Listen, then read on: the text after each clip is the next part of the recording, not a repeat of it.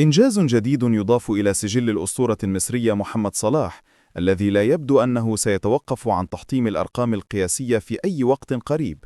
بتسجيله الهدف رقم 41 في التصفيات الإفريقية المؤهلة لكأس العالم، أصبح صلاح الهداف التاريخي لتصفيات القارة السمراء، متجاوزا أسماء كبيرة في تاريخ الكرة الإفريقية مثل إسلام سليماني الجزائري 41 هدفا في 37 مباراة، ديدييه دروغبا كوت ديفوار 18 هدفا في 47 مباراة، سامويل إيتو الكاميرون 18 هدفا في 47 مباراة، موموني داغانو بوركينا فاسو 18 هدفا في 44 مباراة، بينما سجل محمد صلاح أهدافه 41 في 34 مباراة فقط، مما يظهر معدلا تهديفيا أعلى وأكثر فعالية.